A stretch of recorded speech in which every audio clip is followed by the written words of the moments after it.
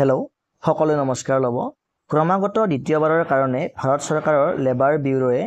সময়মতে প্ৰকাশ কৰিছে consumer price index for industrial ৱৰ্কাৰৰ যেটো সূচকাংক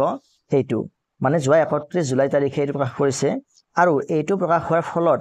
এতিয়া নিশ্চিত হৈ পৰিছে যে এইবাৰ আমাৰ যিখিনি চৰকাৰী কৰ্মচাৰী আছে সেই কৰ্মচাৰীসকলে 3% মৰগীয়া বনছ লাভ কৰিব যোৱা মে মাহত সেই সূচকাংকটো আছিল 144 আৰু এইবাৰ 1 পইণ্ট বৃদ্ধি পায় হেতু হৈছে 145 আৰু এই যেটো 145 সূচকাংক এইটো যদি আমি অনলাইন ডিএ ক্যালকুলেটৰত ফিট কৰি দিও তেনেহলে যেটো ৰিজাল্ট আহিব সেই ৰিজাল্টটো আহিব 58.18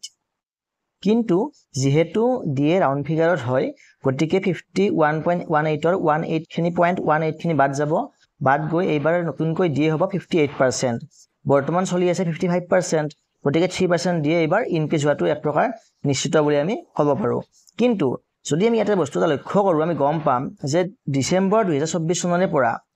জুন 2025 চনলৈকে যিখিনি ডিএৰ যেটো ডিফাৰেন্স সেই ডিফাৰেন্সটো ডিসেম্বৰ 2024 আছিল 55.99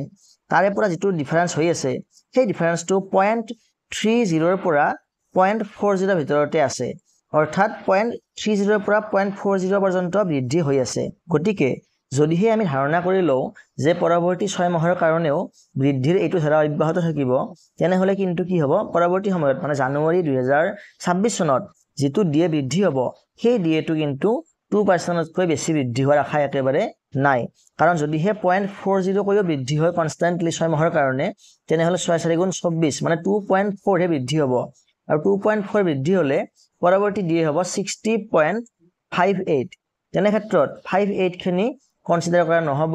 আৰু পৰৱৰ্তী ডিএ হ'ব 60% মানে 2026 চনৰ জানুৱাৰী মাহত ডিএ হোৱাৰ সম্ভাৱনা আছে 60%